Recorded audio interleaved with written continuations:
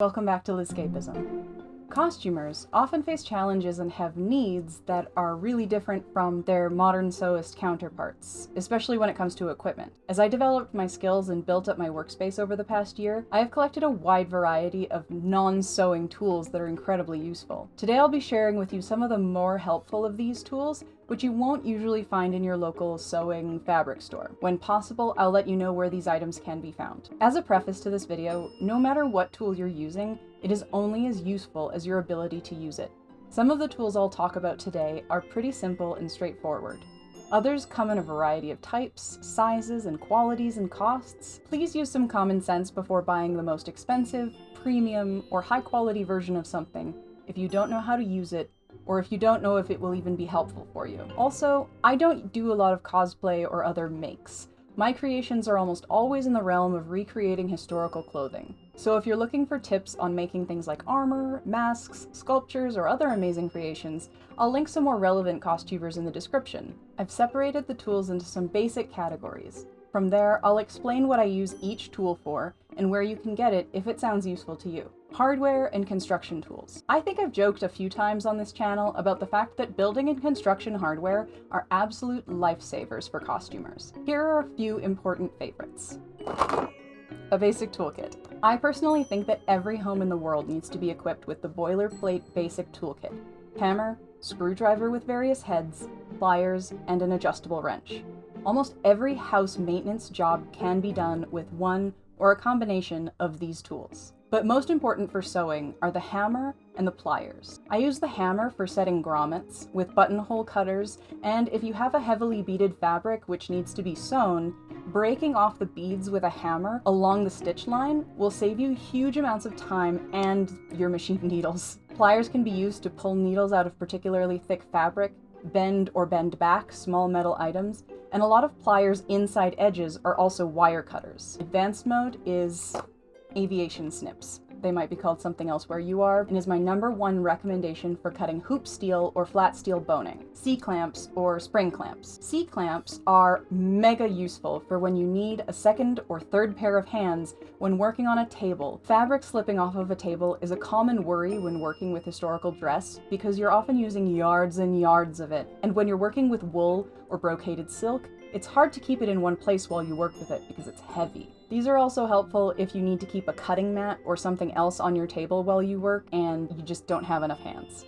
Eye protection. If you're cutting anything with pliers, aviation snips, or even just scissors, use eye protection. Seriously. Like, seriously. Sandpaper. Because your nail file isn't always enough. Sandpaper comes in a variety of grits, from more coarse to less coarse. Those are based on what you're going to be using them for. So if you ask the people at the hardware store, they'll probably be able to help you. I would actually recommend getting a multi-pack. You can see what works for whatever you're using it for. The next category is maintenance and cleaning items. This is a magnet flashlight. So the top here is a magnet, and when you twist it, it also has a little bit of light coming off of it. This is one of the most important things in my toolkit. I swear, the number of needles that I lose is unbelievable, so being able to have this to wander around on your carpet or your floor is absolutely invaluable. Highly, highly recommend. If you speak to people about wand magnets, they should be able to get you something roughly like this. This one telescopes, which I really like so that I can store it, but I'm sure that there are also ones that are a little bit more fixed in size.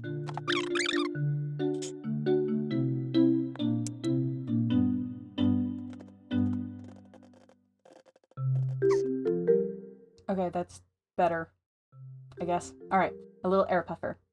These guys are actually usually purchasable in electronics and specifically camera stores. They're usually designed to be able to puff air and get dust out of areas that are either hard to reach or particularly delicate. Things like camera equipment tends to be what they're mostly used for. I have found that they're incredibly useful for dusting off little bits and pieces and little niggly bits around sewing machines and equipment where you can't necessarily always get one of the little brushes that comes with your sewing machine. Vacuum mini attachments. This is my kind of one exception to the non-sewing tools. A lot of sewing stores and fabric stores specialize in things like machine maintenance and stuff like that, this might actually be something that you can find in one of them. It's just an extension pipe that's a little bit narrower, but it fits onto a standard vacuum hoover mount so that you can get it into this little tiny size, and then it comes with little attachments like these. Clean your sewing machine, seriously, especially if you're a historical costumer working with natural fibers. Natural fibers are constantly getting shed out of your various threads and fabrics into your machine, and that's what causes a lot of jamming and a lot of thread bird's nests and things like that. Seriously, clean your machine.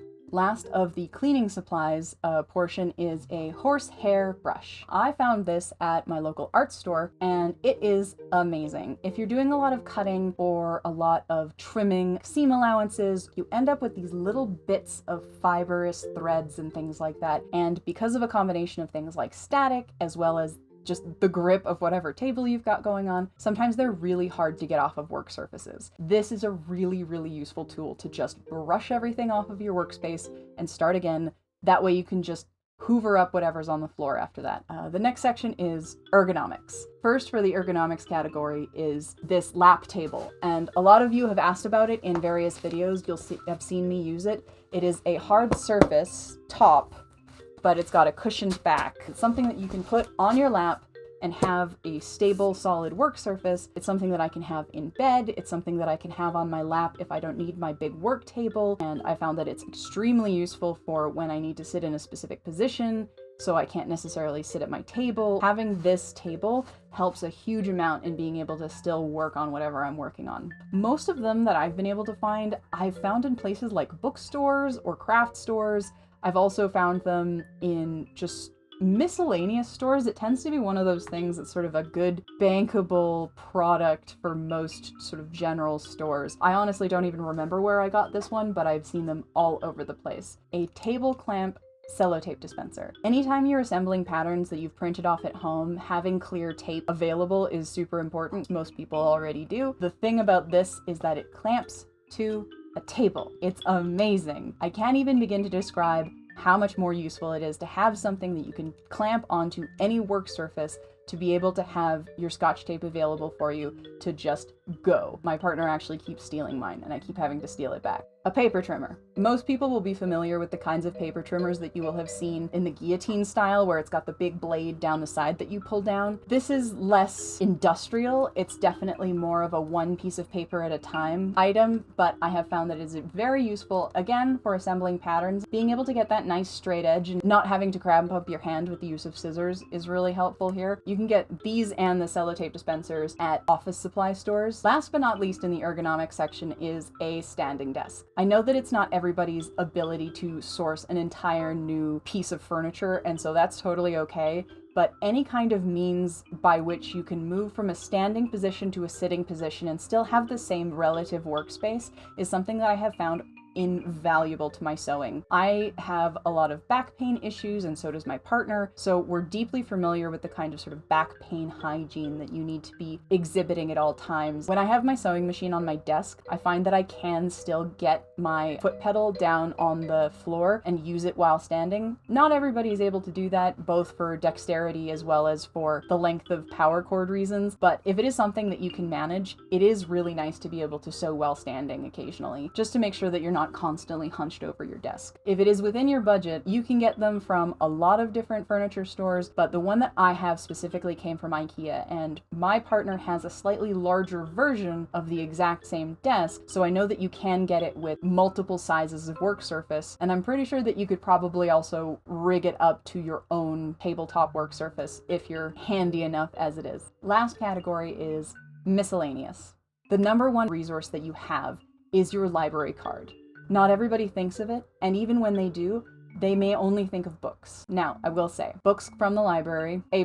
The sheer expense of costuming books is out of this world. Books are expensive to print regardless. When it's a niche product or something that is put out by a nonprofit organization like a museum or a library or even a university press, it's even more expensive. So when it comes to getting books that are costuming related, sometimes it's a bit too high a price point for a lot of beginner costumers. Get a library card. Oftentimes, books that you want for costuming are available at the library. If they're not, ask your librarian about interlibrary loans, which is a thing that happens in a lot of library networks. But the secret that nobody tells you about libraries, except for that everybody in the library is trying to tell everyone all the time, is that libraries are also incredible resources for things like databases, images, membership portals to online learning platforms, things like LinkedIn Learning, printers and scanners, history archives. These are all things that are often available through the library, but only if you have a library card. It is an amazing opportunity to be able to do a bunch of things that you might not necessarily be able to do at home or access yourself. I know that there are areas of the country that have university library networks, so if you're a university alum, you may still have access to your university library pages. So have a look and see what's available in your local area. I highly recommend it. There's nothing better than being able to access all of these resources for free. That's what they're there for. The library wants you to use them, so ask them about it. Depending on your library, there even may be contactless pickups right now. You may be able to email the library as opposed to calling them directly or going in. Lots of options are available. Seriously, take advantage of your library if you can. Bone folder and bone scorer. I don't know where my bone scorer is right now, but this is a bone folder, and it is exactly what it sounds like. It is an item that is designed for folding, made out of bone. You can find these in art supply stores. They're often in the section that is designed specifically for bookmaking. I would actually recommend, as a sort of subclause to this, that bookmaking materials on the whole are extremely useful for sewing.